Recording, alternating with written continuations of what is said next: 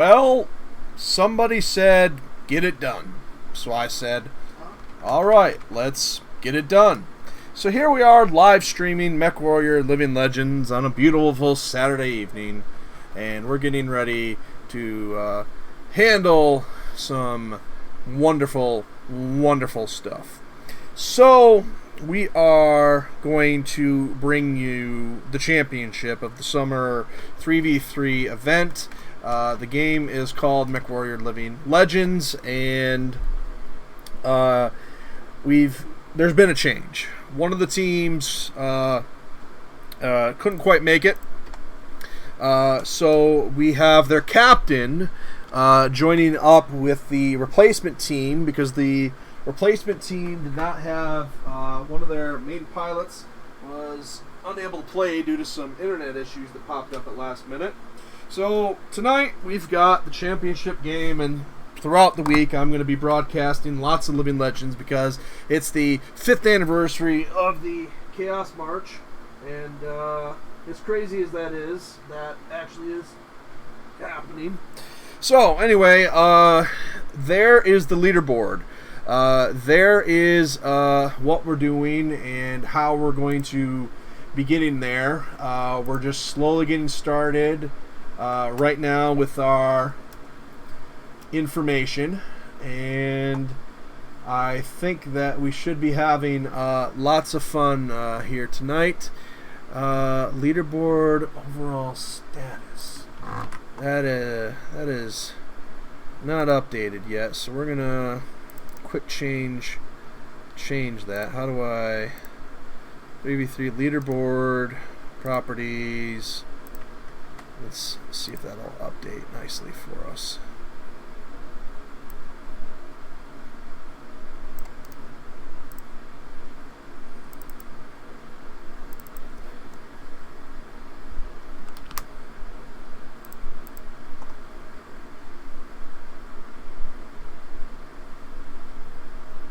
Okay, so what we'll do is we'll delete that column.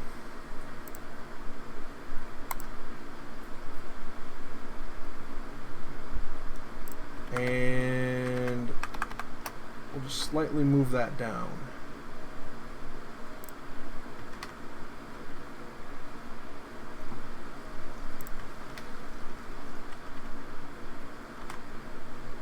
Alright, we'll figure it out as we go. So there's the leaderboard, and we are in the championship round. These are the two teams that will be battling, and I'm going to go check in with them right now. Channel switched. All right, pilots, welcome. Are you mostly set? Yes. We're all built. All right, 1 minute to AUG, 15-minute time limit. Best of luck. Channel switched. Are you mostly set? Yeah, we're building. All right, 15-minute time limit starts at 27. Channel switched. All right, so I'm going to be providing commentary for you. We've got video coming from the Falcons. Hopefully we can get some of the other teams in there. We are off, and I'll have some commentary coming from I, the Mechmaster, bringing you the games as only I can, and while we're at it, let's see if we can get this. So, in this first match, this is 3 teams playing each other. This first map was already selected. The other 4 maps tonight were selected by the teams. And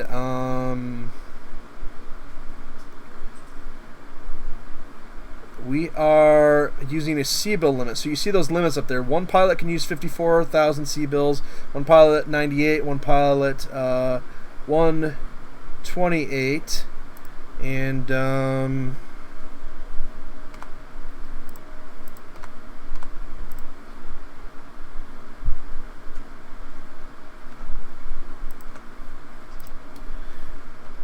I think we're ready to go.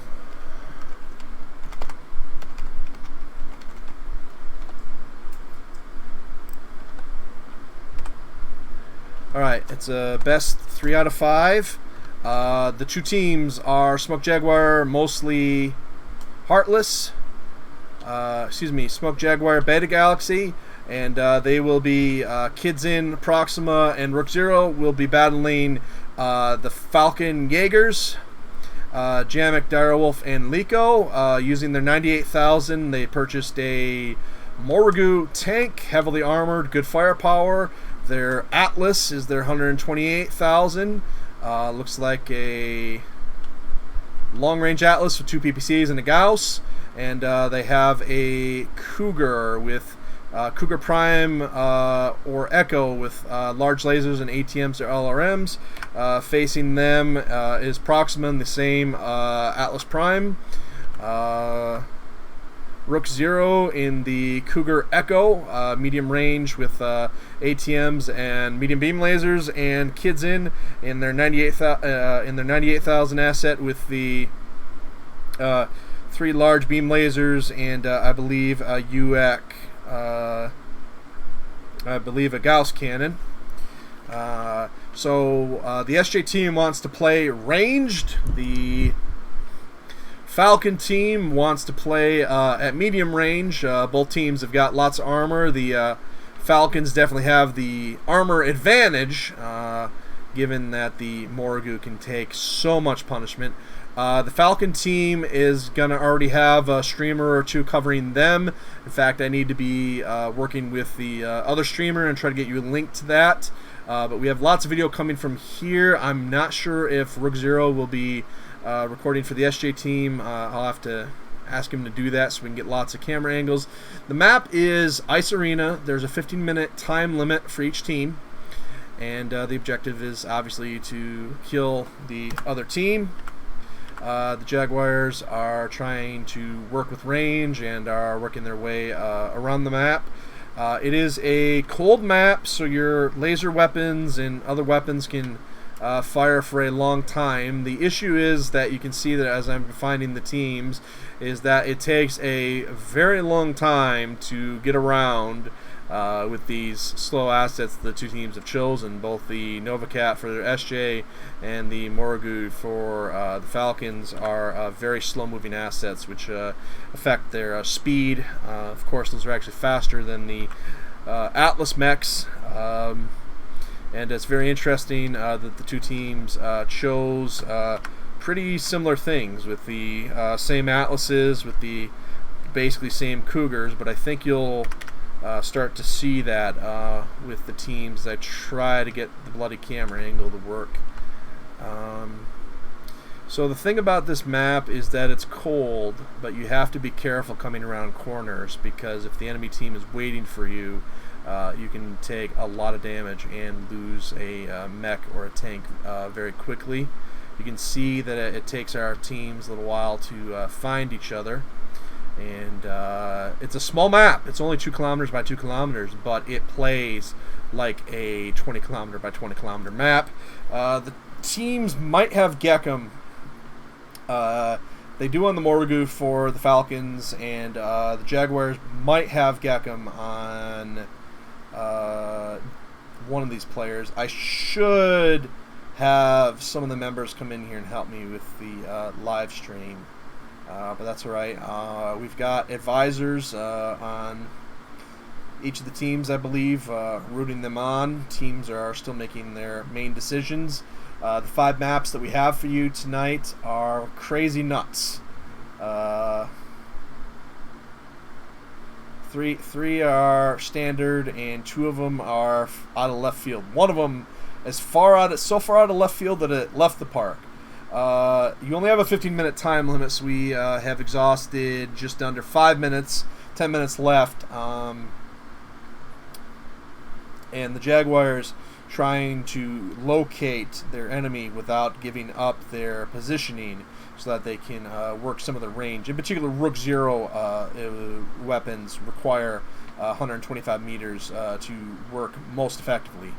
The thing that they're going to have to be careful here is that either Proxima or Kidzin are going to get focused, and particularly they're going to be focusing that the Cougar, I believe, so Kidzin's arms contain all of his weapons, and as we get ready for a fight here very shortly, rookzero might get the heads up that they're there.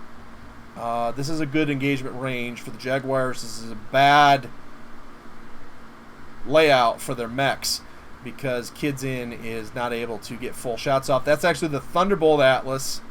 The Jaguars getting good shots early as the Morgu gets into range. The Falcons trying to back up and find a better approach and get outside the kill box.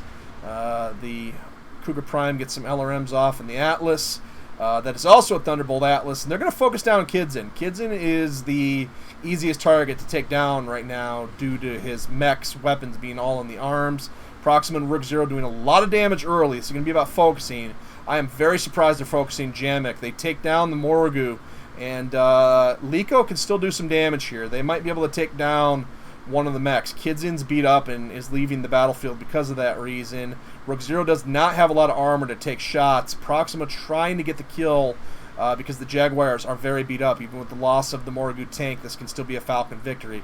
Direwolf trying to get as many shots as possible. Kidzin trying to sneak around. rookzero and Kidzin don't have much armor left. Leeko just trying to stay alive while Direwolf gets as much damage as possible on Proxima. There goes Rook. If you're going to lose a mech, Cougar's the correct one to lose. The problem is that Proxima's not able to get the kill on Leeko easy enough. Now this will be interesting. Kidzin is almost out of armor, but he needs to come in and get some shots off on Direwolf because Proxima is taking a lot of damage here. Direwolf could still take this. It's going to be an uphill battle. But Direwolf with 1 or 2 good place shots on kidzin and not quite enough. In an excellent battle, the Jaguars go up 1-0.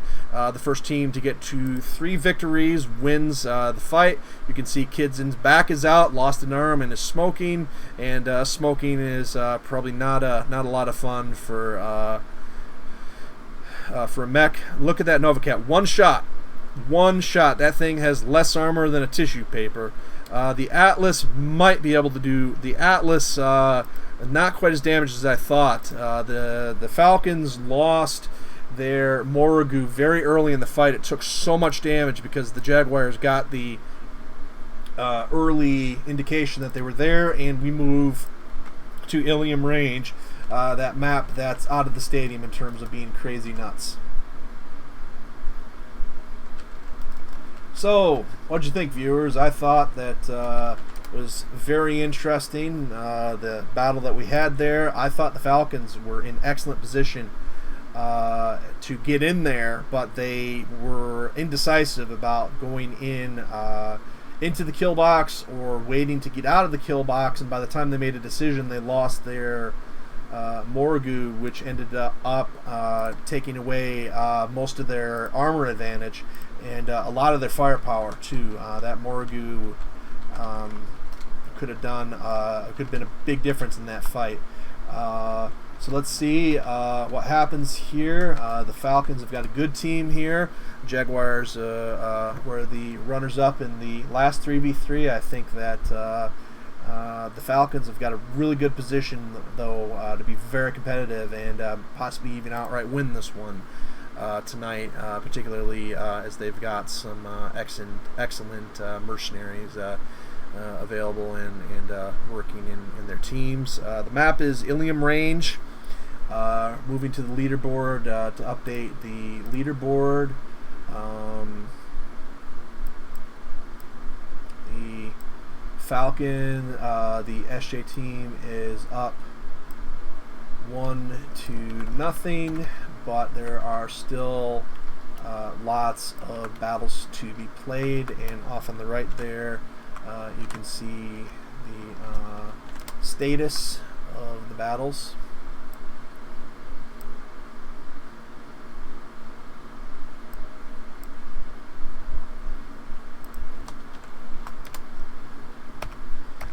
Alright, so we are on map 2, Illium range. Very limited Cbills here, 45,000, 50,000, and 55,000. I am going to add in some text here. We're going to go ahead and combine these, data combine, so that you can see which map we're on. Format, combine. merge cells, merge all. Current score, SJ120, best 3 of 5. Current map, 2 Illium range. Alright, so let's make this nice and big.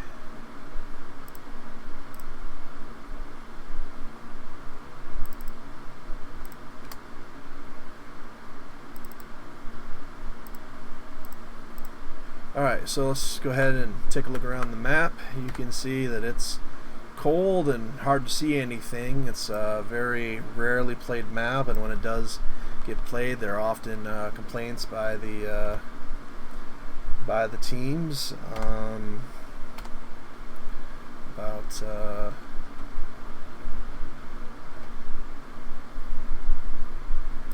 complaints about the teams about their statuses.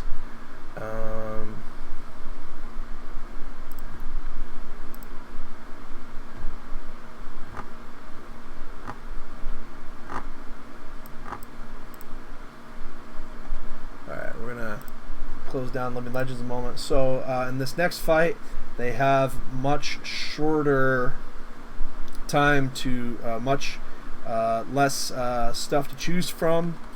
Anything that they used in the first battle is not available for use again in the rest of the battles, and we are moving into a low Cbill situation, so the teams are going to be using much smaller assets. Hey duelist, our Morigu lost like 30% on its right side due to physics bugs before we got into battle, and then died through its right side.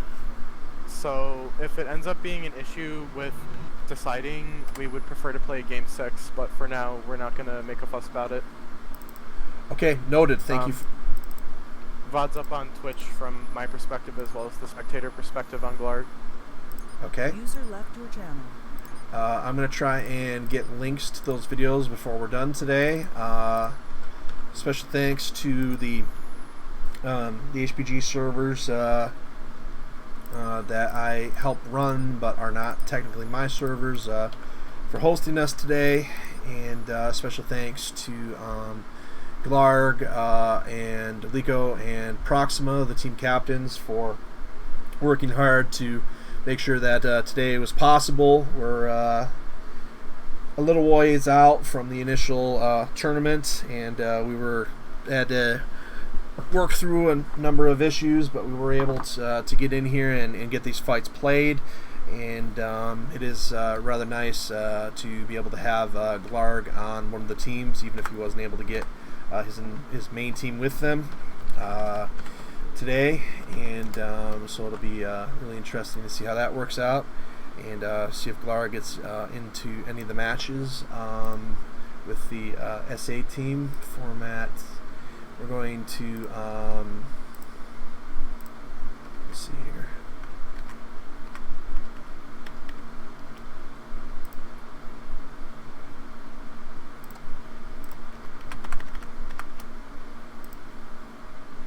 All right, there we go. That looks a lot better. Okay, there we go. Nice and easily readable. Generally, we're not going to worry about the place right now. All right, Illium range, and they have the limits.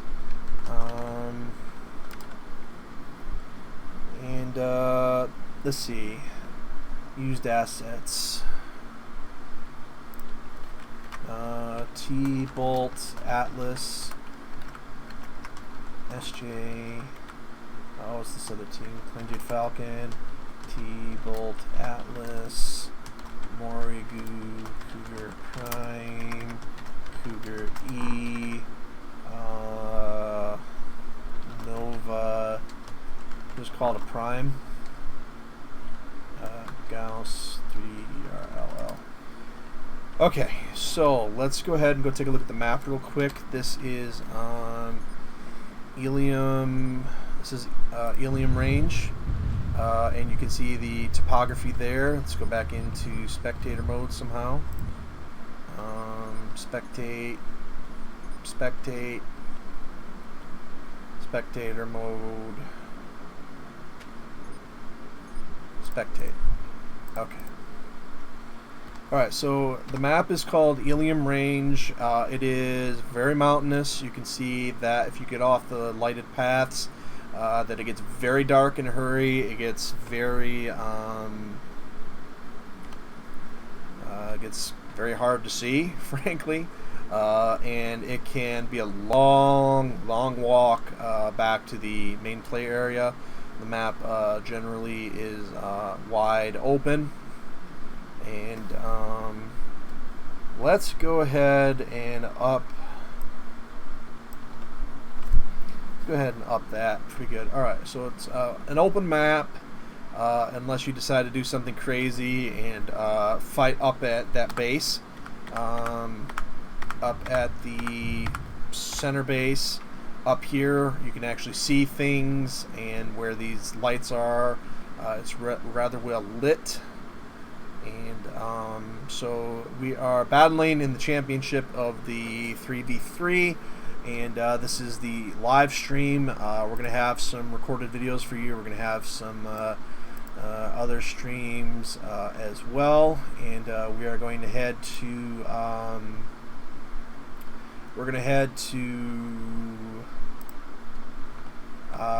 some of our other videos. Take a look around.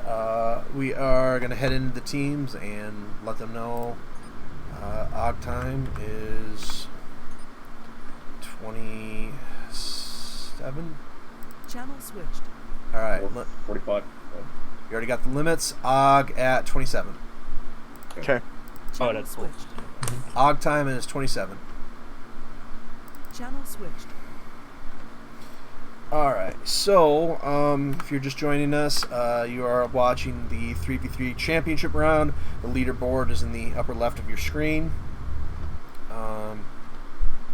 We're working on getting set up for map 2. The Jaguars had some tough resistance from the Falcons. Their Mechwarrior had some difficulty surviving the initial onslaught, and there were some problems with the map causing some damage as well, so we might have a possible need for the dreaded replay if it comes to it. For now, they are not contesting the map, but there are definitely some strong arguments for that. We're going to Og here in 2.5 minutes. I am bringing you commentary. We have coverage of the other teams, and I already bugged them about videos earlier, so I'm not going to do that right now. And if you are wondering about the game, it is Mechwarrior Living Legends. I'll give you a link to that here in just a sec.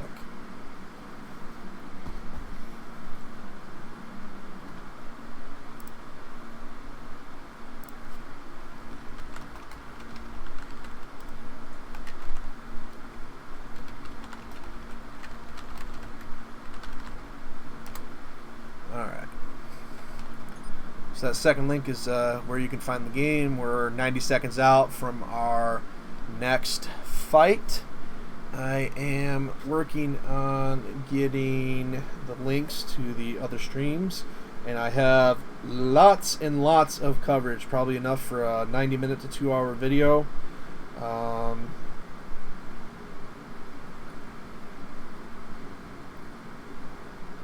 And I will be providing that. It takes a lot of editing. The 3v3 editing is always a lot of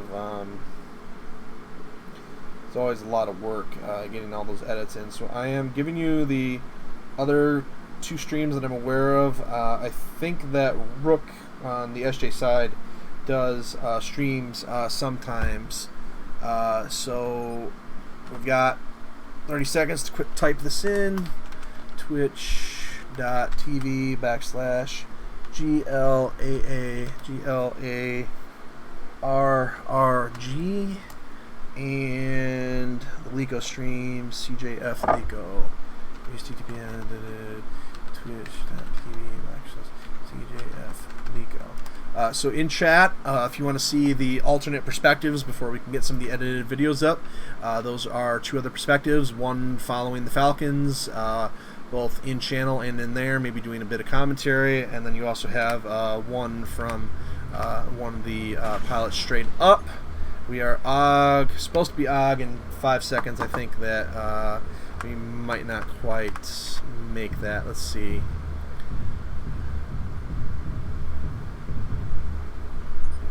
Okay.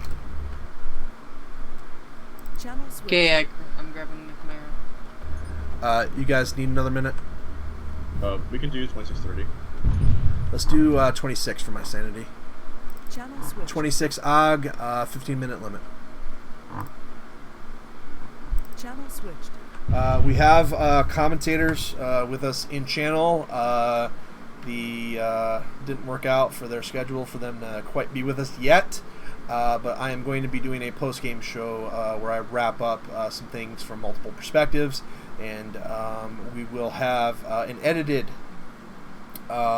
pre-game, post-game, and entire 3v3 tournament video for you coming up soon. If you're just joining us now, welcome to the 3v3 tournament. This is map 2, SJ with a lead of 1-0.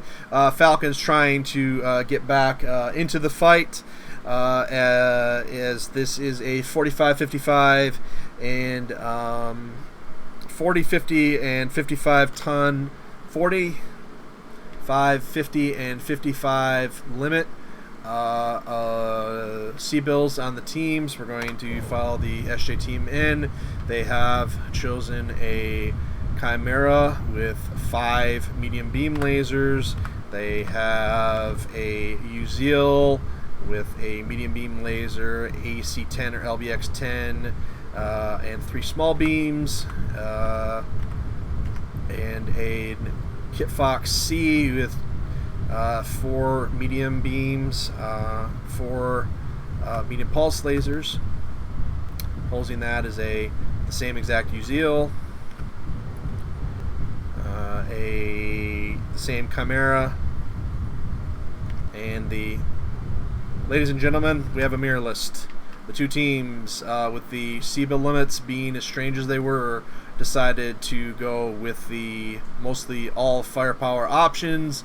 The Falcons are heading into the turn to go into the main hill.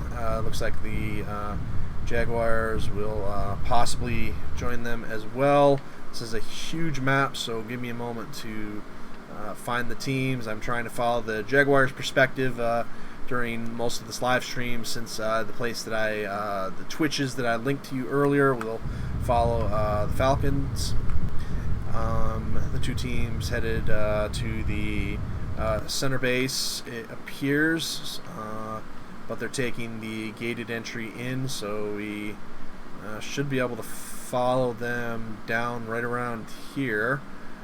This is map 2, Illium range, a very hard to see anything map, and just to be safe, we're just going to stick to this. We're just going to stick to this perspective. With a mirror list, it's all about who lands the first shot. Literally, it's all about who lands the first shot, and because both of these teams are going to be focusing firepower rather well. Direwolf had some technical issues earlier. Looks like he's been able to sort those out, at least for now.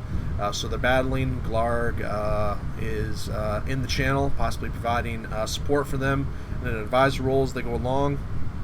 And then for the SJ team, Architect and Joey are possibly serving in that role as well. But given the strong leadership from Leeko and Proxema and the veterans of Kidzin and rookzero and Jamuk and Direwolf, I think that this is a very, very collaborative thing, but I'm not sure that outside advisors are needed outside of just asking, has the AC-10 received a buff recently since I played?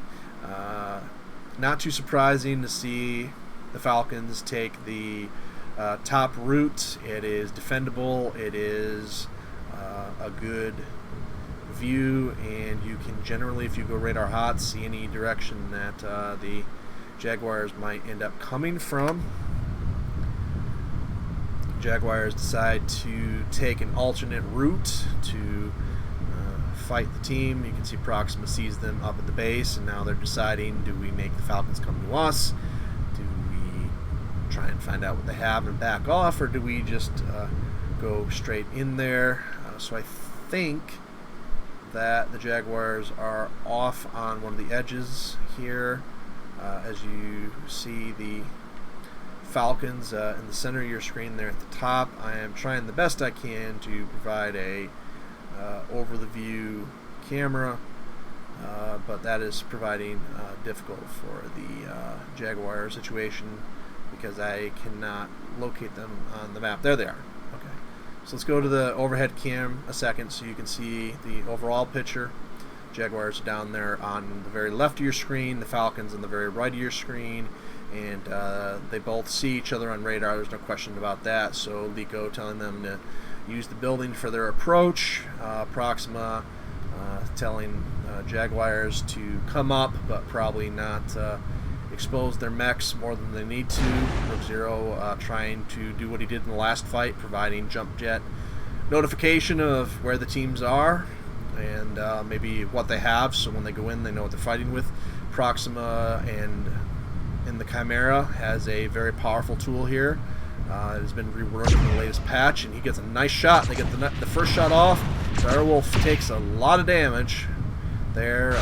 Gets a nice shot off there. rookzero trying to jump snipe there, get a couple shots in as well. Kidzin so far untouched. Leeko taking a lot of damage. Jamuk and Leeko returning in the favor to Proxima. Chimera is very important in this fight for both teams. Leeko taking some decent damage again. Jamuk. Kidzin is in a bad spot right now, taking the brunt of the Falcon team. They get an arm off Direwolf. You lose an arm on the Kit Fox, you lose 50% of your firepower. You lose both arms, you're a non-factor. Jamuk taking a lot of firepower here. Leeko still up, doing a good job of torso twisting and spreading damage as rookzero comes into your living room. They get Leeko, and I don't think the Falcons have got enough firepower left here.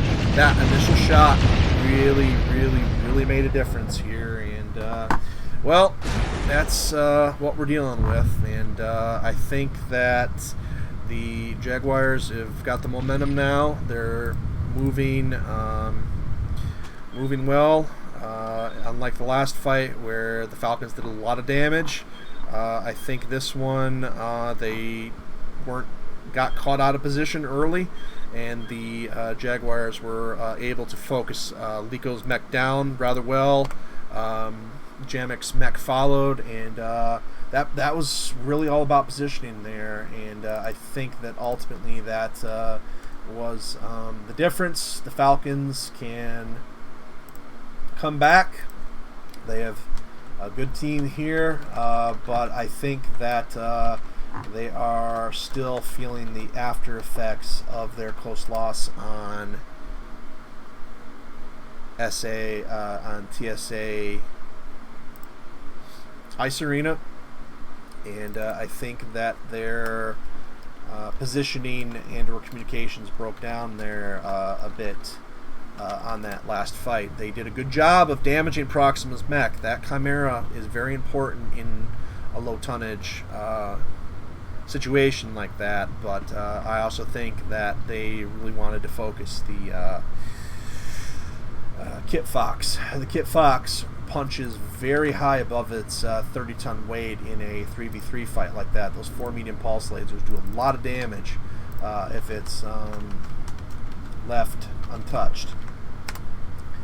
And so the Falcons face elimination here after getting bumped up to the championship round after the original team, the SA Standard did not participate. And so we moved up the third place team that was available at the time, Wolverines Rebirth. was originally going to be battling for third place against the Falcons as well, but they were unavailable at the time.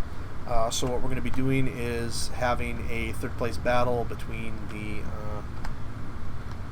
Wolverines Rebirth Mercs and the mostly Heartless Team 1, which followed up in, I want to say, 5th place. So we'll bump them up, or one of the other teams if we can, and then we'll have that third place battle for you another time.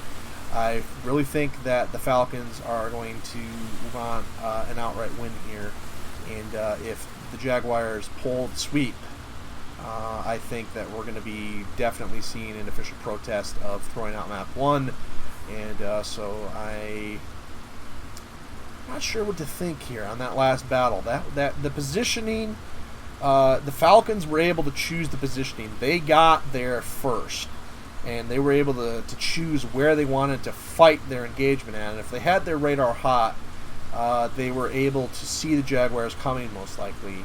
The thing was that the Jaguars got there as we look at TSA Thunderrift map 3. I think the thing that got them was the initial shots. Leeko was behind pretty good cover in his Uziel. Proxema was able to get quite a bit of a volley off on him. Rook was far enough back to be able to get a good jump set with the Uziel. And in a mirror list like that, where the two teams took the exact same things, which I think you're going to see, you see a bit more often with the Cbills limits over the tonnage limits. I think that you end up with a situation where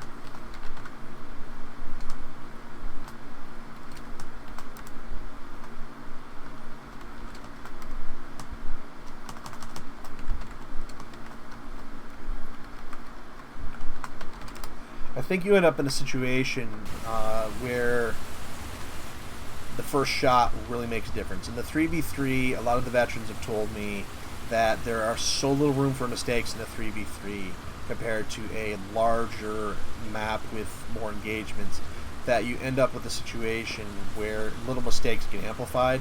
And I don't necessarily think the Falcons made a mistake. I just think that they got shot through where they had cover in the buildings, and they had to come support Leeko to share the armor, and that took them out of position for their weapons. The Jaguars were able to sit back, particularly kidzin was able to sit back and just utilize those medium pulse lasers without really getting shot at, and they were able to systematically work through the Falcons, taking out 50% of the firepower from the Falcons Kit Fox, taking out Jamuk's mech with the kill, and then working Leeko last there, and so yeah, 27 AUG time. Where's it say that? 27 Wait, AUG. Wait. Duelist? Yeah. Is it IS only? No, all Cbill restriction only, no tech restriction. I wish MRMs hadn't changed. I'd say all or D, but Cbill restriction only. You can no tech restriction, so you can use clan and IS tech. Yeah, we can get that. Thank you. Channel switched. Channel switched.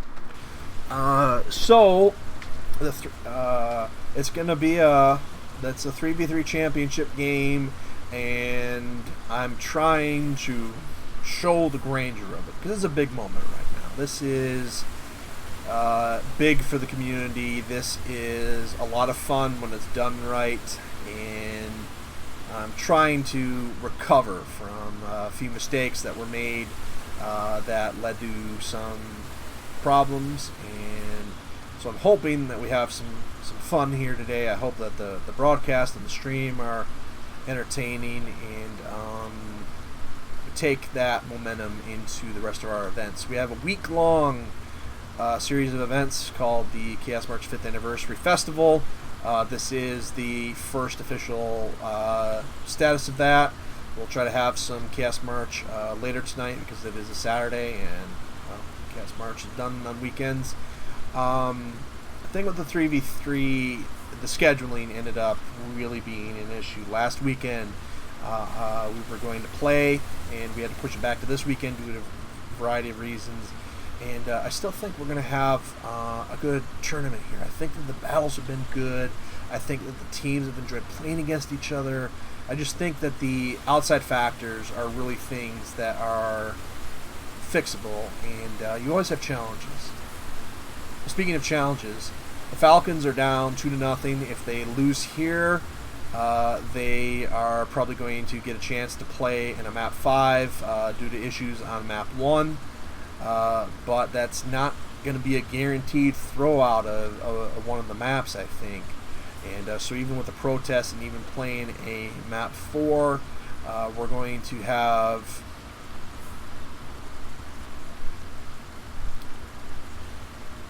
a situation where the Falcons are going to need to rip off literally 3 straight wins to be completely safe here. And you do that one map at a time. The Cbills limits here are a lot larger. You have 150, 130, 110.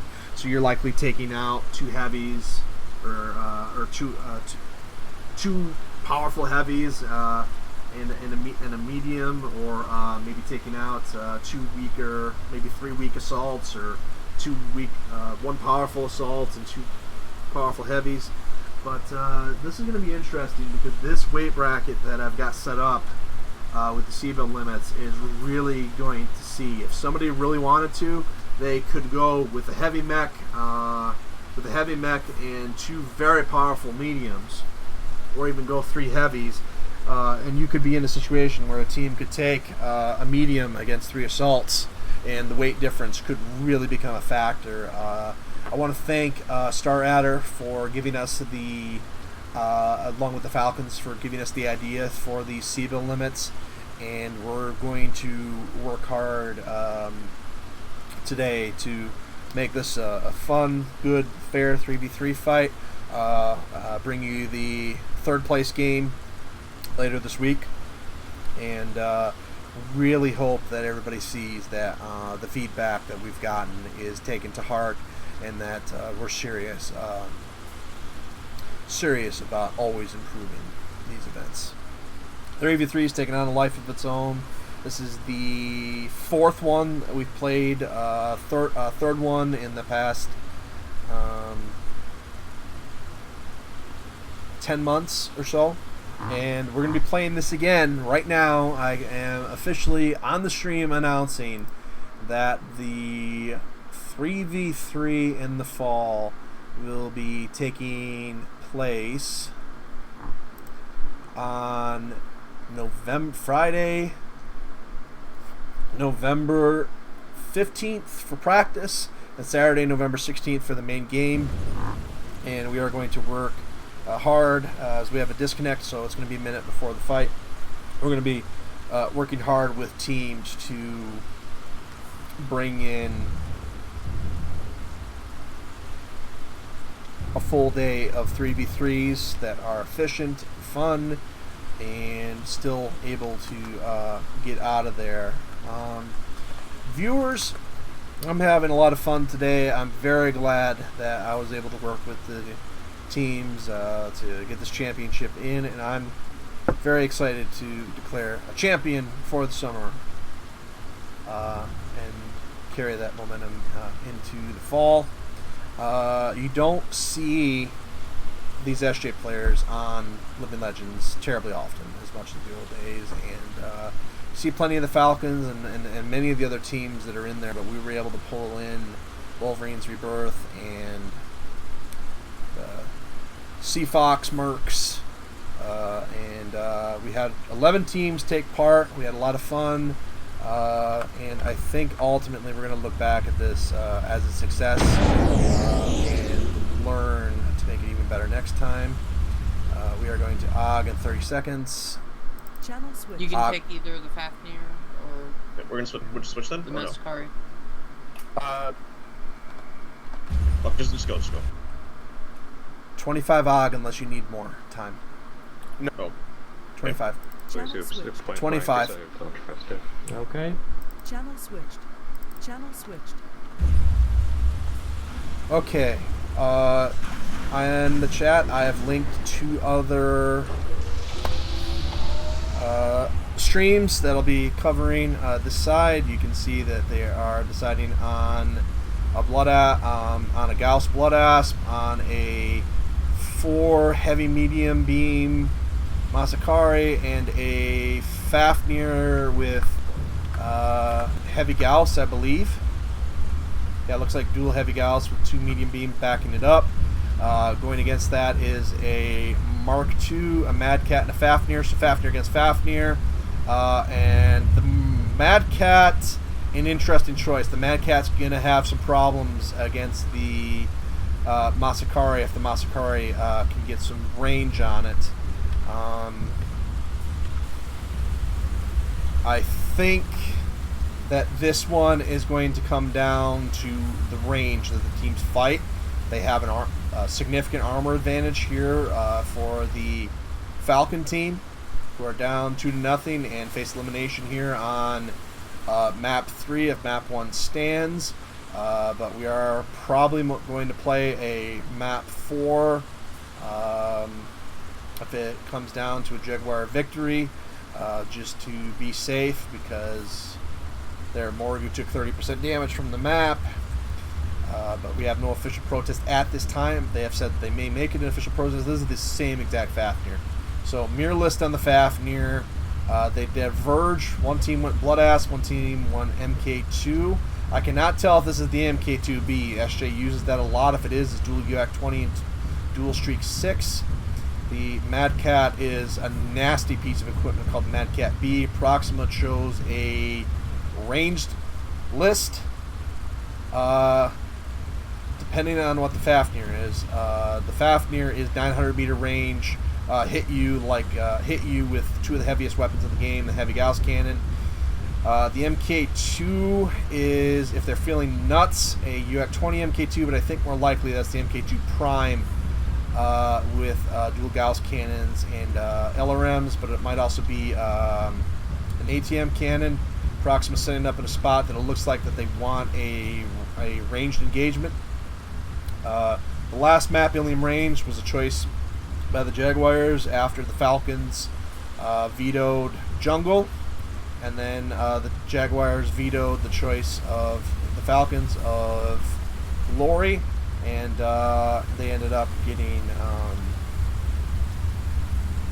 Illium Range in the last one. So this map, TSA Thunderrift, is a choice by the Falcons. The first map, Ice Arena, was my choice as the event organizer, and the other 4 maps were set into random order, 2 maps by each team. And here we go! Direwolf taking that nasty first heavy Gauss shot, Leeko exchanging, but that's not good.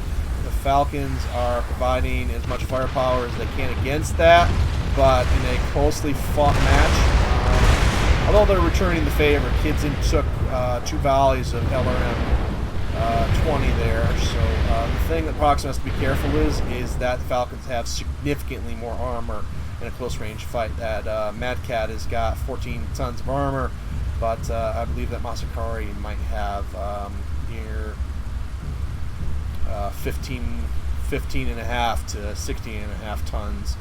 They want a close fight. Holy shit! Excuse my language, but I'm surprised as heck that they have range, similar range to each other, and they're outright getting close. I think this is where the MK2 comes in, and let's see, it's the UAC 20 MK2! Oh my goodness! They baited the Falcons right where they wanted them! Kidzin might go down, but that MK2 is going to make mincemeat of something. Surprisingly, Kidzin's still up. They're focusing Jamuk. Jamuk taking a crap load of damage here. Those LRMs not doing a whole lot. There goes Direwolf, but there goes the MK2! That was a hell of a surprise! Proxima can do a lot of damage, but he cannot take a lot of damage. And this is going to come down to rookzero battling 2 nasty, nasty mechs! No! They take down Kidzin! This is a win for the Falcons! The Jaguars spring the trap, bring the MK2 down! Well, unless Proxima has dealt a lot of damage, we'll see you on map 4. Wow, what a surprise! That was looking Jaguar Jaguar clinching victory there, and then at the last second, Bloodass was untouched. So the Falcons take the initial hits from the heavy Gauss cannon, but make those LRMs do a lot of work, and the difference in tons, the 10-ton difference was quite a bit.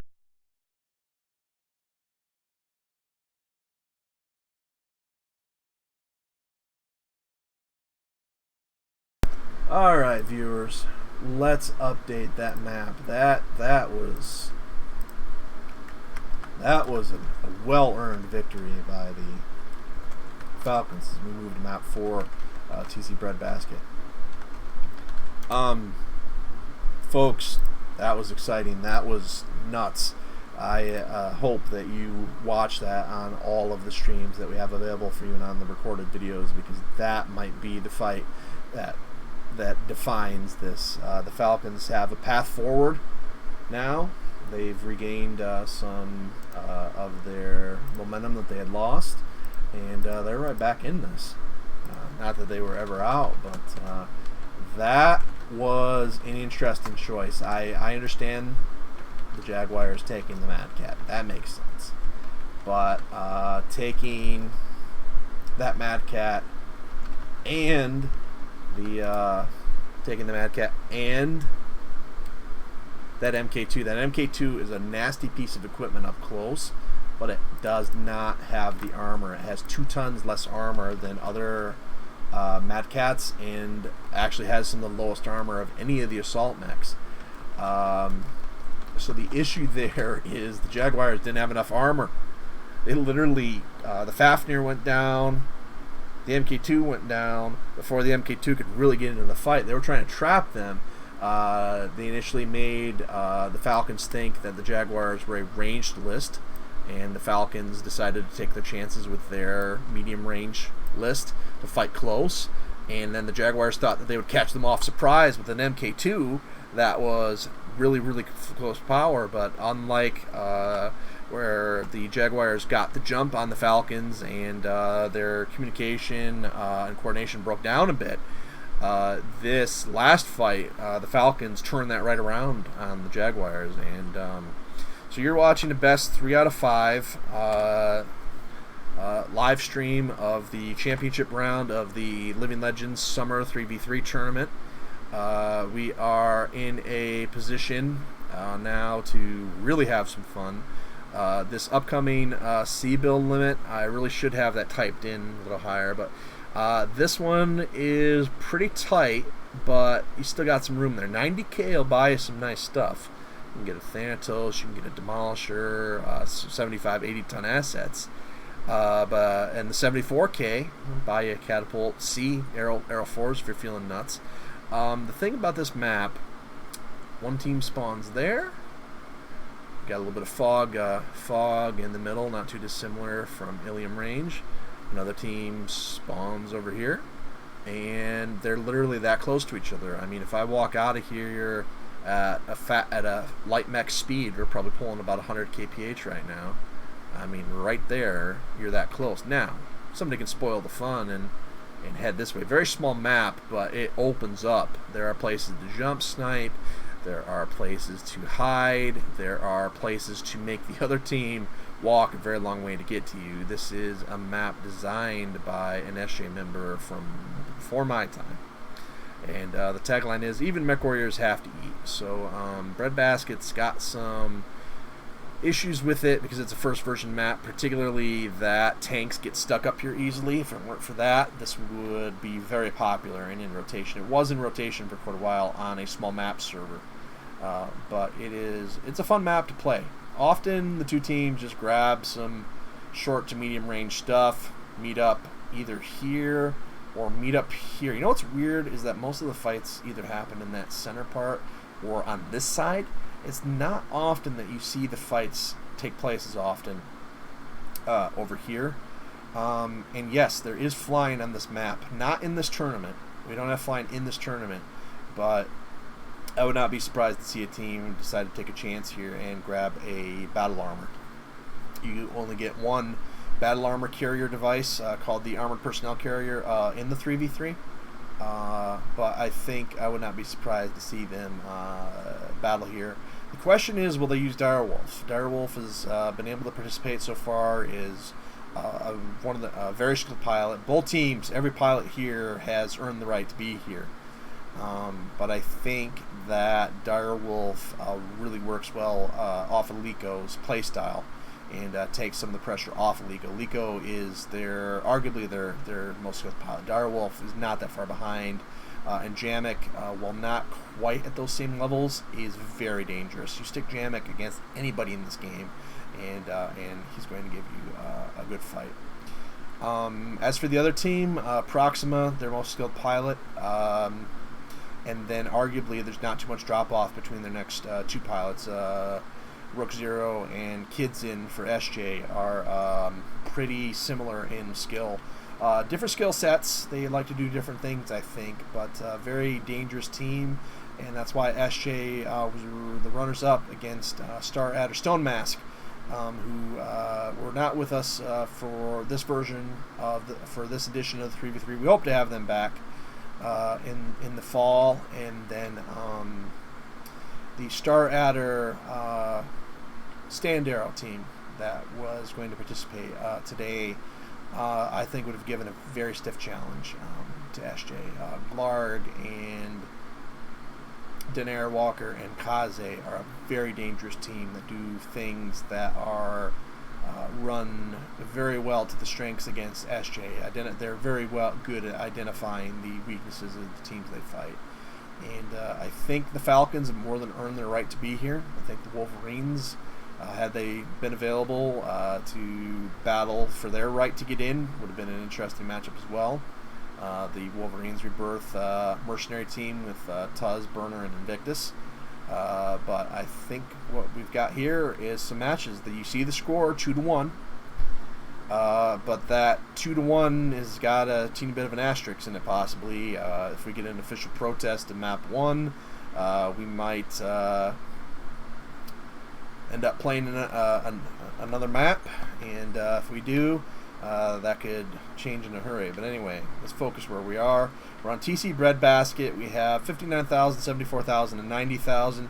Your 59,000 gets you a Bushwhacker C with medium range missiles, but they now have a medium range of 75 meters.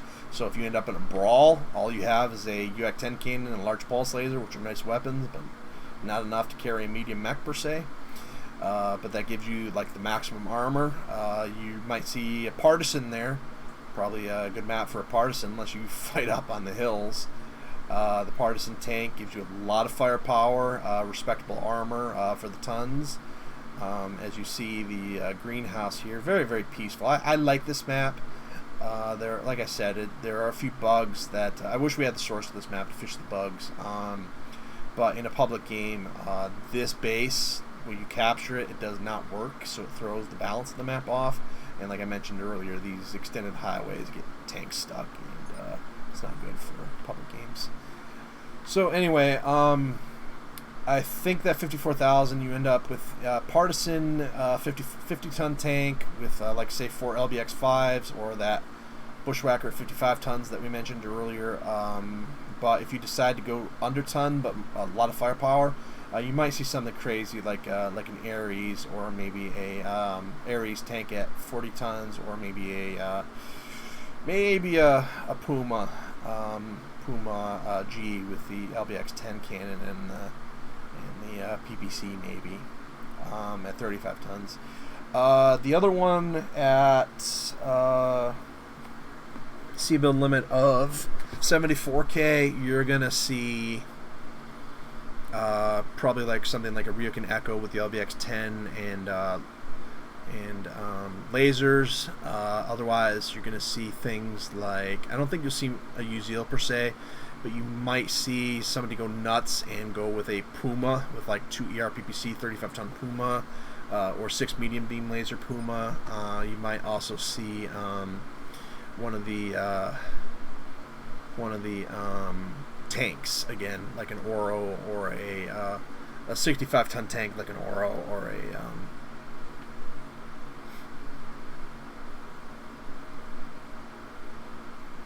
can't think of the name of them at the moment. And then at the last one, 90k, like I mentioned earlier, you might see something like a Demolisher tank, a 80-ton Demolisher tank, or a low-end Awesome, if there is one. 80 tons, otherwise you're probably going to be seeing some sort of either Thanatos or Vulture. Wouldn't be surprised at all to see both teams take a Gauss Vulture. Not a lot of armor, but with dual Gauss is insane amounts of firepower. Alright, we are AUG at 20. Let's AUG at 24.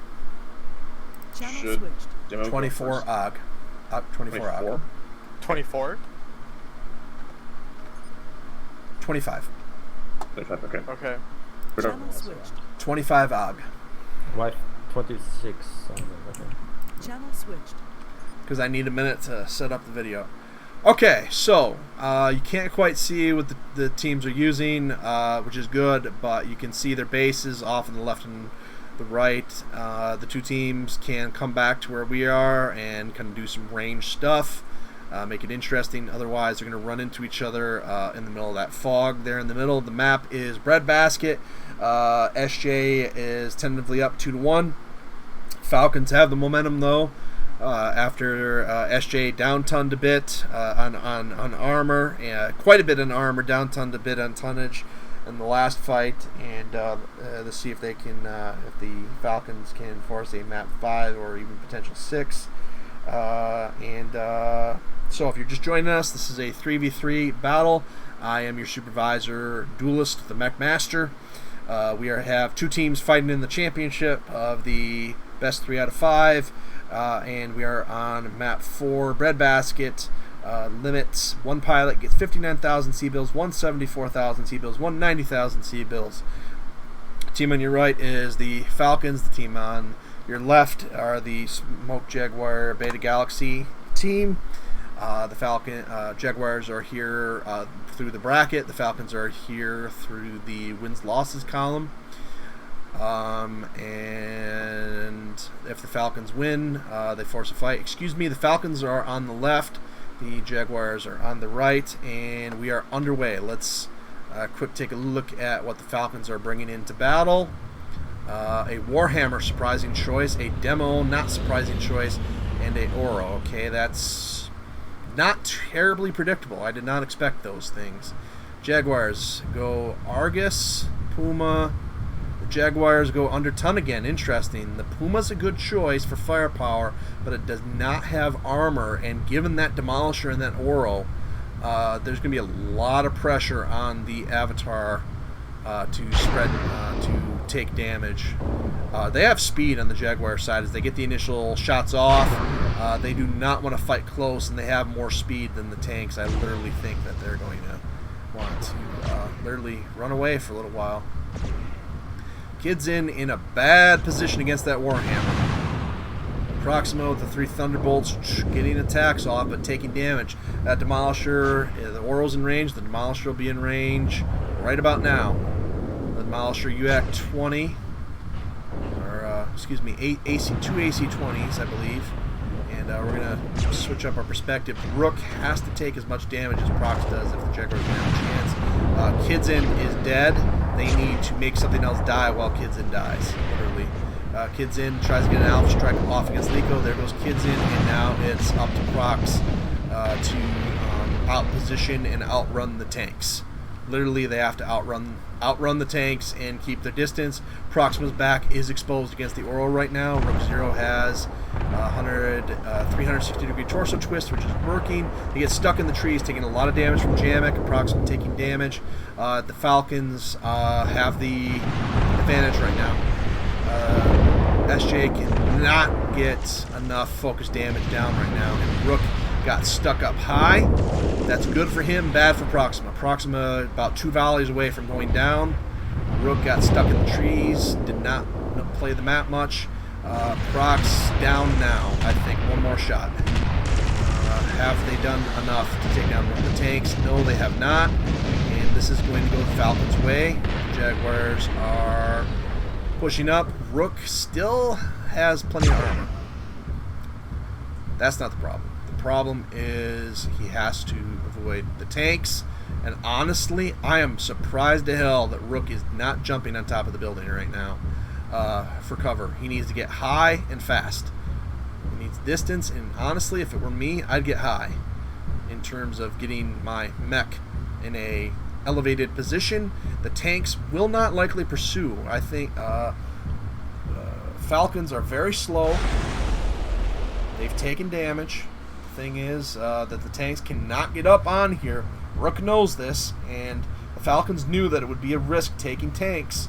The tanks can get up here, but they cannot maneuver easily, and they can get stuck.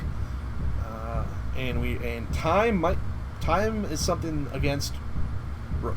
We are only 3 minutes in, but Rook does not have enough extra speed. And one thing Rook has to be careful of: you can only cross these hills. Well, he has jump jets, so it doesn't matter. More for tanks. But guess what is happening though? The Falcons are deciding to camp, as they should, inside that building where they have lots of cover. Their close range weapons work well, and Rook is going to have a hard time getting shots off and getting out of the line of fire with his jump jets.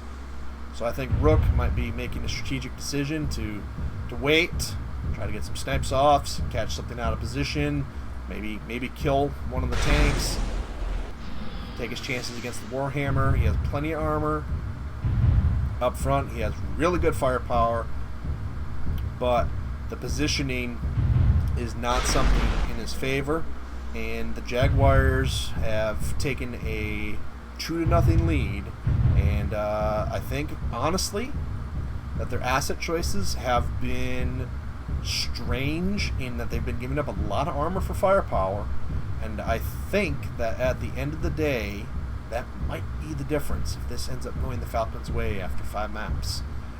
Rook still has a chance here, but has to be very careful about positioning, and honestly, I don't care how damaged those tanks are. If I were Leeko, I would be positioning my Warhammer if it still had good armor in it. I'll be positioning my Warhammer in a position where Rook can't see it very well and has good cover. But if Rook decides to try and continue playing the sniping game, the Warhammer might be able to get some free shots. Now, Rook, I'm surprised, is not trying to go for the elevated highway that you see far off in the distance toward the golf ball. That's a good position to be able to point down low, get some shots, but still be able to be in cover.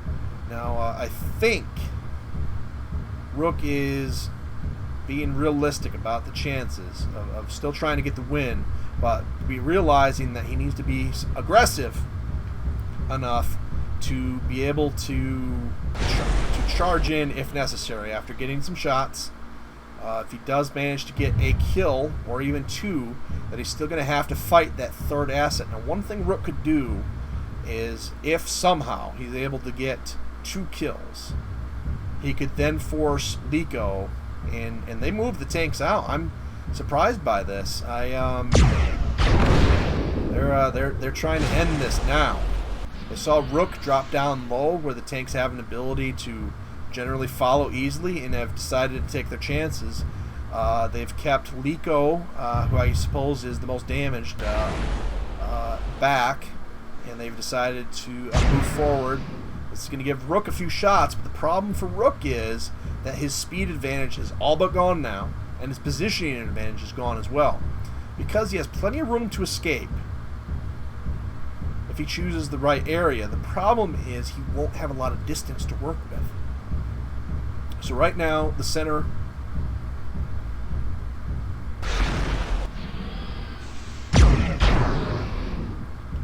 Rook deciding to take his chances, trying to see if he can get the tank down, the mech down, and then worry about the tanks later. Rook is giving up any and all positioning advantage that he had right now, though, and the tanks are moving in for the kill. So Rook making his last stand right now. See, Rook got extra aggressive, and that jump jet move is going to be the difference in this match. Rook's still doing damage, spreading his armor around well. and doing a good job now of getting away from the tanks. The problem is Leeko's got a free shot here. And Rook, because he missed that initial jump jet, just does not have enough space. I understand that Rook got aggressive. That was needed at some point. But I was very surprised that Rook chose a path that allowed the tanks to get very close there. Well, we have a map 5. The Falcons have come back and earned their way into the map 5. You see they did a lot of damage to the demo. They did a lot of damage to the Oro, and they did a lot of damage to the Warhammer, but they weren't able to focus fire enough. In that Cougar does a lot of damage, but it takes time to do that damage, and it has to not be getting focused. And ultimately, remember at the beginning of the match that Kidzin's Cougar by far was the chosen asset to be shot. And because his teammates had to come back and share armor with him and weren't able to outrun the tanks and position and snipe and do hit and runs, that was the difference there. So here we go, moving into potentially the last map. If the Jaguars win, we might see a map 6 if there's an official protest and there's enough evidence to do it. Otherwise, if the Falcons win, this very well might be it. So I am the Mech Master, bringing you the games as only I can. And like I said, we're going to do a lot of editing and have a lot of recorded videos later. So at that point, I'll have the announcer voice ready. But for now, just using my normal voice. The limits for this one are plain and simple. Grab your assault mechs and shoot the other assault mechs. Two of these limits, the first two at 155k and 145k. If you choose anything but assaults, you're playing with fire. The last one at 140k, you can choose the Mad Cat Golf or maybe the Mad Cat Echo, but you're losing a lot of armor, and I'm going to be surprised if SJ goes out with a third map in a row where they choose firepower over armor. This championship round originally was going to be the hybrid tonnage and Cbills limits that we had before, but after doing some thinking and feedback, and the fact that the fall 3v3 is going to be primarily Cbills based, I figured that it would be good to just go all Cbills based here. So we took some feedback. We listened to our viewers. We listened to our players. And what can we do to make this better? What can we do to have fun? And that's what we did. Well, here's Helsgate. A nice cold map. Still hot enough that you have to watch what you're doing. You can't just completely alpha strike everything. It is low gravity.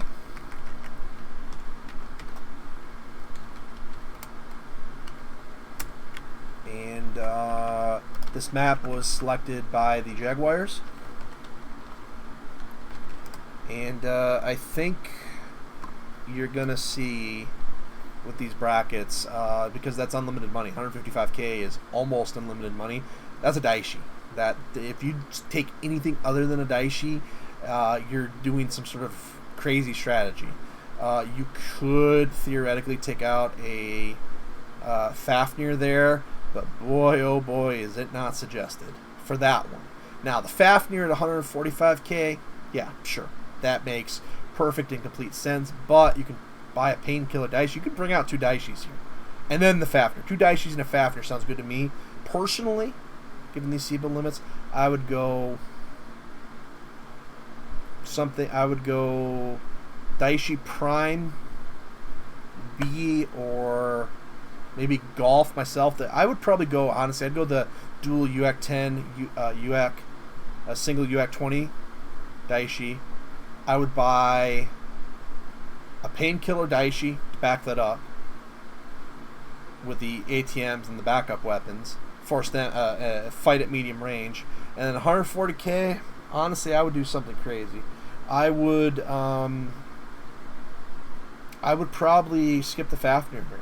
you're going to see a Fafnir there. That's both teams are most likely one of their assets is going to be a Fafnir. I would be surprised if it was otherwise. Personally, though, I would look into an MK2 there. I don't want to down ton much, but I would go MK2 or I wouldn't go Mauler. I would go MK2 Masakari Prime, maybe something high end like a Masakari Prime. That's what I would do. I would do UAC 10, UAC 20 Daishi, Painkiller Daishi, and Masakari Prime, and fight at range. And if they get close, we've got a UAC 20 for PPCs and some backup weapons. How do I think they're going to go, though? Honestly, I think you're going to see SJ go with 2 Fafnirs, 2 Hammer Time Fafnirs, and a Daishi UAC 10. I think the Falcons are going to go something. I think the Falcons are going to go Painkiller Daishi, Daishi Prime, and honestly either a Hammer Time Fafnir, or if they do something crazy, I might actually see them take something else. This low gravity, if it weren't for the low gravity, Proxima could very well take a long time here, honestly, but it's throwing away a lot of money.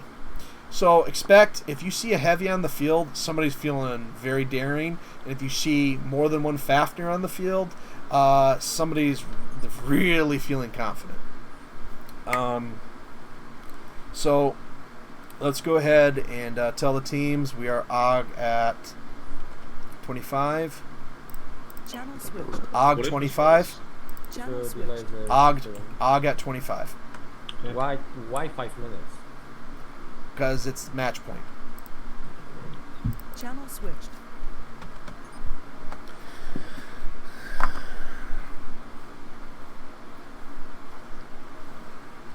And also because they are sorting out their connection issues over there.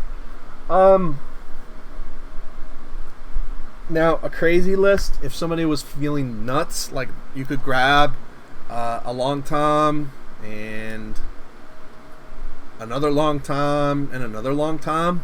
It's about as crazy as you could go on this map. It's low gravity though, so you won't see that. It's not that low gravity. I mean, it's definitely low gravity, but honestly, if you wanted to go balls to the wall crazy here, I would think that you could go Mad Cat Golf,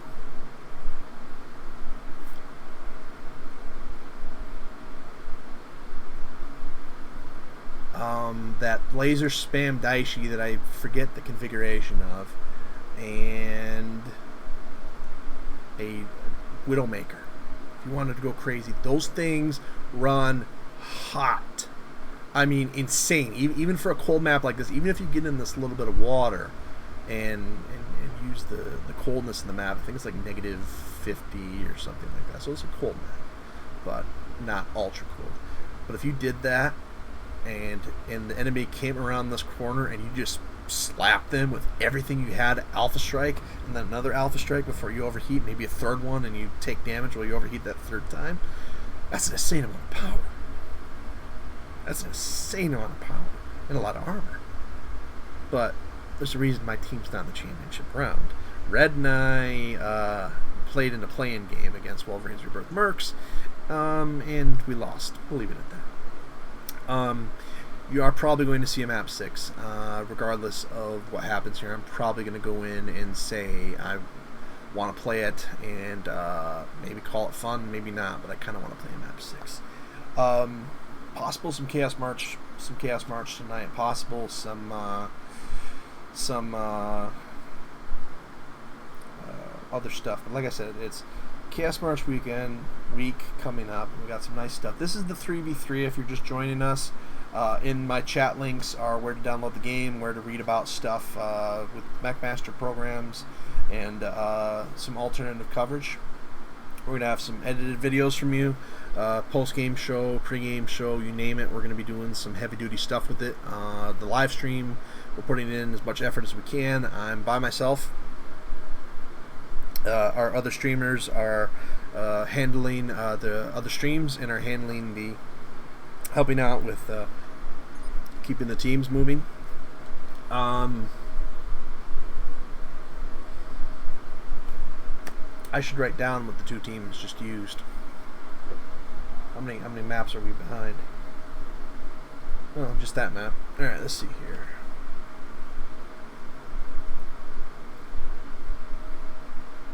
Let's see. MK2B, M Mad Cat G, and what the hell? Fafnir A. Other team used Faf A.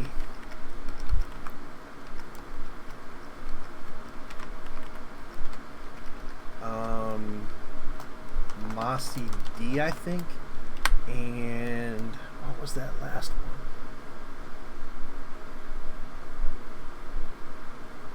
That was a good question. Let's call it an Atlas. Be done with it. What was an Atlas? Alright. 1 minute to log. This is potentially the championship on the line. If there's map 6, it's on Ice Arena with basically no limits. You're going to see a crap load of assault mechs. If you see a heavy mech here, somebody's feeling really brave. If you see 2 Fafnirs here in one team, you've got teams feeling really brave. I think, honestly, we're in a situation right now where you're going to see SJ be aggressive. I think that they've been playing around with some different strategies, overthinking strategy and stuff. The Falcons have done a nice job of playing the metagame and playing against type and expectation. Particularly that last match where they brought those 2 tanks, that really worked well, taking the damage. But as we move in 15 seconds before battle here on Helsgate, I swear if I see 2 Fafnirs or if I see a Mad Cat, or even honestly just a Masakari on the field, I'm gonna be very surprised. Well, here it is, Helsgate, map 5, kitchen sink on the line. Let's see what happens. Falcons, Jaguars, championship on the line. Let's see what the SJ. Let's start with the Falcon team. See what they're doing over here a minute. Okay, there's your Fafnir. That's expected. Your Daishi. Looks like the Prime or the Alpha. 2 Fafnirs. Very surprised. Now, if these 2 Fafnirs hit hard, they're good. One is going to be heavy Gauss. One is not. So one is the close range heavy Gauss from 400 to 700 range. The other one, I have no idea in bloody heck what it is. Could be LBX-20, dual LBX-20, LBX-10. It could also be the other model. We're going to follow the Falcons here until we get to the engagement. The SJ team, I don't think they'll end up with 2 Fafnirs. That would be surprising. The SJ team, they didn't go maximum tonnage here. They could have brought Leeko decided to take the Masakari. They went 15 tons under what they could have taken money-wise. Now, that Masakari, as we discussed earlier, has... Oh, excuse me, that is a Direwolf. Alright. Direwolves and Masakaris look like each other. So they went maximum armor. That's not surprising. They've got an insane amount of firepower here. They're doing a lot of things that could be very interesting. Here's the thing about... Okay, well, we've got a disconnect at 2300. Question mark if they call a hold. We do, and we have our first hold. That is not the server for the record. Alright. Channel switch. Hold called at 2310. We might downgrade that to 23. I'll let you know. Channel switched. Hold called at 2310. Dyer's been having a lot of connectivity issues over the last 5 minutes, so can we just get our sub? Yeah, that'd be fine. All right. Neither side has had contact yet, so it should be fine. Who is our sub? Is it Glaarg or Invictus? I thought Glaarg wanted to play. Your choice. Well, does Invictus feel like playing, or is he just here to watch? You'd have to ask him. He's been pretty quiet. I'll do this. Glaarg, do you feel like playing? User was Yeah, moved but to bear your in mind I've channel. seen the enemy team's composition. Oh. Well, Invic probably has two. Invictus probably has two. Which one of you wants to sub in? First person to volunteer gets it. Okay, I'll do it. Okay. Okay. Channel switched. Dyer's connection finally took enough of a crap. They're subbing in. We're holding, but okay. Wait, who's subbing in? Why is Observer subbing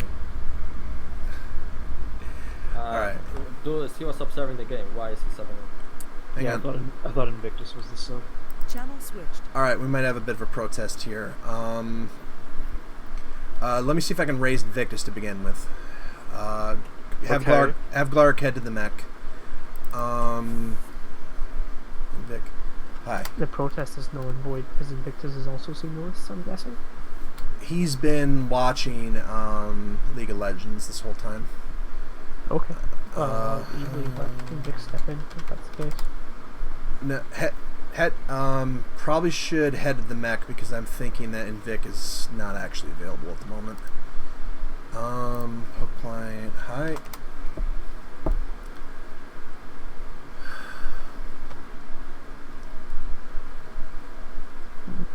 I might get to find out what Fafnir is this guy's. Ah, it's this one. We've got the Ultra AC-20 Fafnir, the LB Fafnir, and a Daishi Prime. Yeah, I couldn't identify it, User entered your channel. but now I can. Oh, he's Welcome back. We substituted you. Actually? Yeah, because you might just keep dropping during the Yeah. drop, and that's just bad. Yeah, that's fine.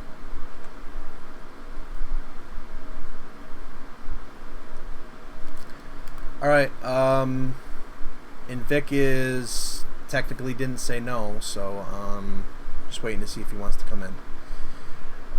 If he doesn't, Glaarg will be the sub.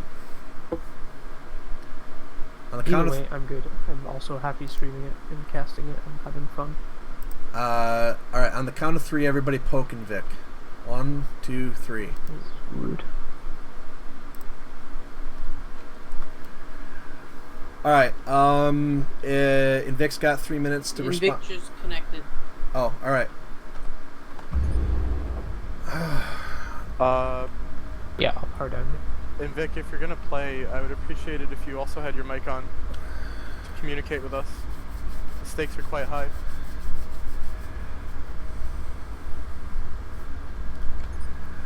Thanks for coming Yeah, in. it's 2-2 right now, right?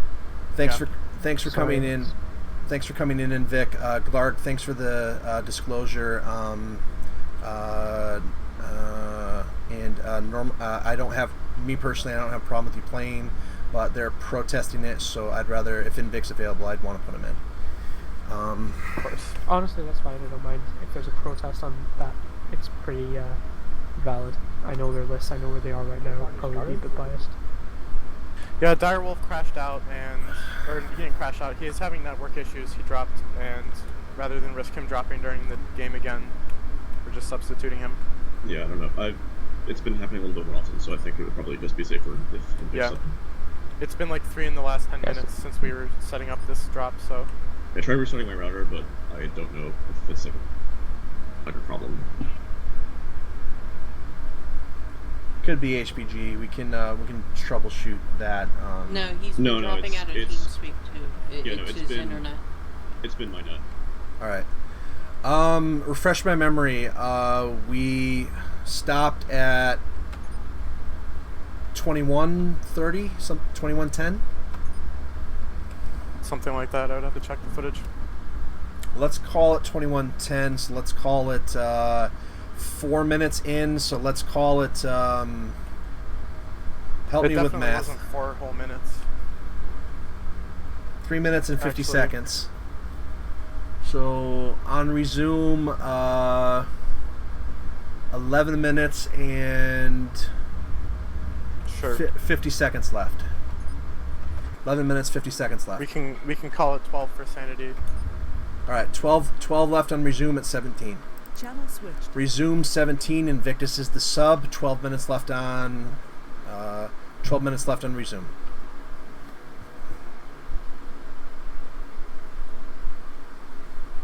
Channel switched. Okay, viewers, we've had a substitution in. Direwolf's connection got too spotty for the team captain, Leeko, to be able to bear with it anymore. Glaarg, Invictus was our designated sub. We didn't know if he'd be able to play, so Glaarg was going to come in, but then Invic was able to come in. Glaarg disclosed to us that since he's been streaming, he knows the SJ team assets and positioning, so it was go. It was protested by SJ to have Invictus play if at all possible, so we did that. Here's what's going to happen in a nutshell. I haven't looked at the SJ team yet. We'll get there in a minute. But this team has got an insane amount of firepower, an insane amount of armor, but a long reload time on their Heavy Gauss Fafnir, and limited range on that Heavy Gauss Fafnir. It does its best damage at under 400 range. If SJ brought equal tonnage, three 100-ton mechs with insane amounts of firepower, this is going to be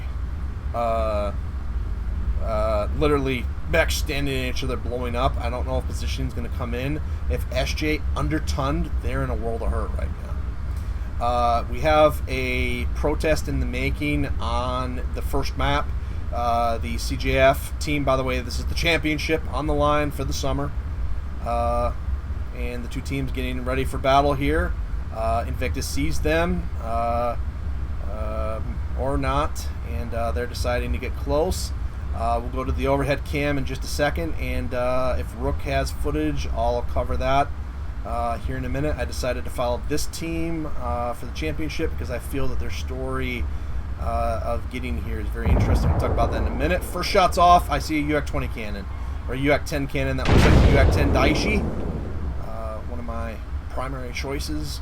If I were in this thing, Leeko has got to lay down some insane amount of hurt from a really good angle, and we're going to go to the overhead cam in 10 seconds. Thank you to everybody that made today possible. Best of luck. May the best team win. Go to the overhead cam, and let's see how this turns out. Fafnir, Blood Asp, yep, they undertonned. SJ's got an uphill battle here. Right there.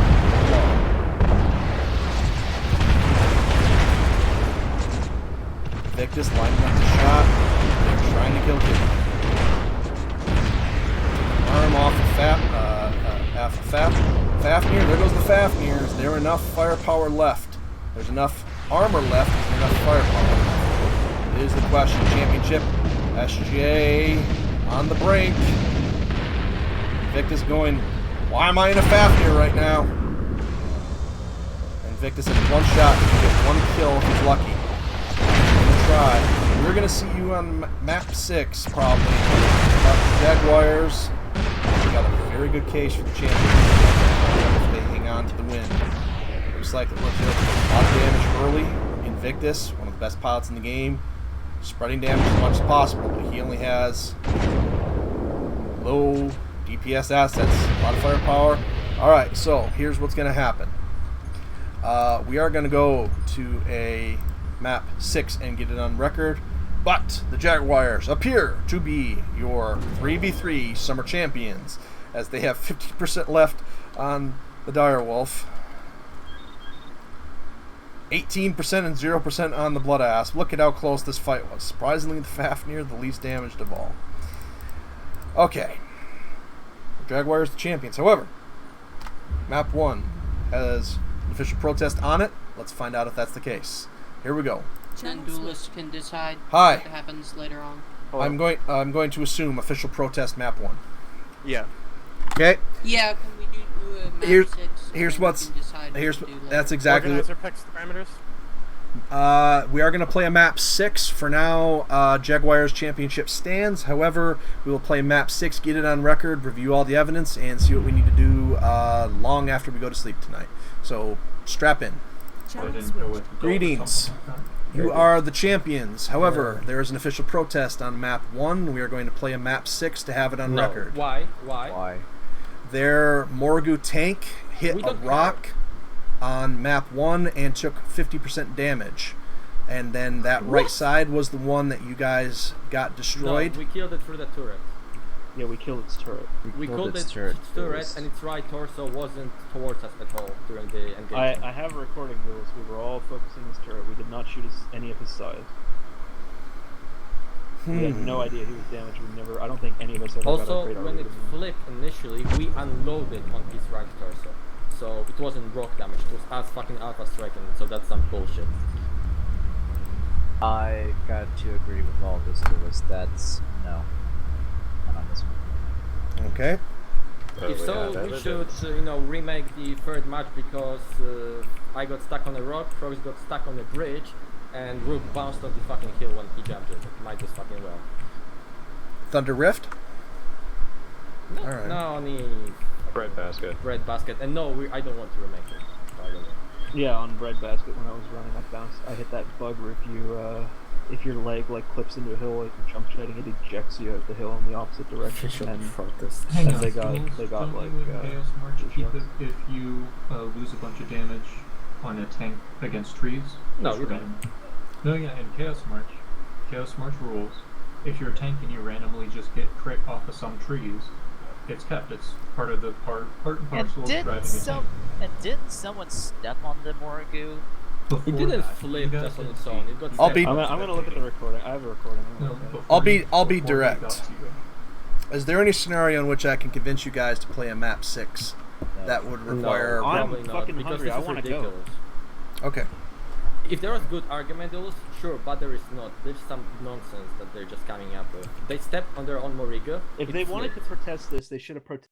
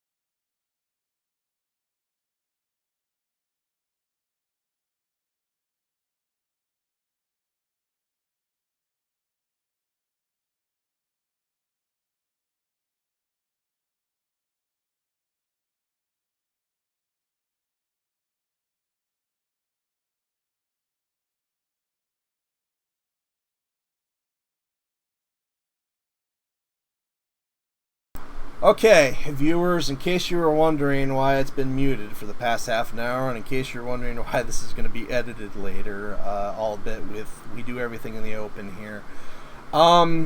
If you go back to map 1, the tank took damage for the Falcon team, and they wanted a replay. But they didn't want the replay to happen unless it was necessary, unless it went to 5 maps. It went to 5 maps. Jaguars won, and the Jaguars listened to the arguments and decided that they did not want to replay. I cannot force a team to replay, and there will be controversy that you will hear about the way things were handled and fallout, these type of things. It happens in every event. Some of it's unseen, some of it isn't, but being completely and totally honest, as one person running these things, stuff happens, bad stuff happens, good stuff happens. We had a lot of fun, and we almost got out of here with an almost perfect day, honestly. So anyway, I talked with everybody involved and made as timely of a decision as I could make. Short of outright just saying that this is unresolved and we have to play a map 6 in the future, unless the teams come to me to say that. At the end of this tournament, we have the Smoke Jaguar Beta Galaxy teams as the victors, 3-2 as your champions, and trust me, we'll cover every angle about some of the controversy, if there is one, and everything. We'll have responses to that on the post-game show. I've got to listen to some feedback. I've got some people that are upset, and I want to listen to them so that I can figure out if there are some things that we can do better next time. And a lot of good things happened in this tournament, and I had a lot of fun, but right now I've barely got enough energy to carry on. So we're going to end the live stream there. Again, 3-2, Smoke Jaguar Beta Galaxy champions, all a bit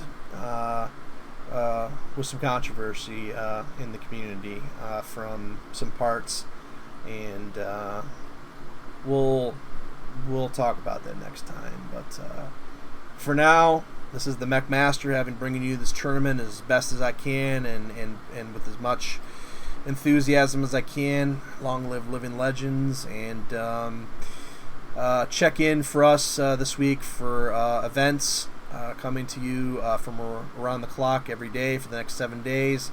We're off to an interesting start, that's for sure. Congratulations to Clan Jade Falcon, your second place team, putting up a good fight, and the Smoke Jaguars won one more game than they did under the format and are your champions. And we'll be back here in November, hopefully, and we'll have some fun then. Good night, everybody.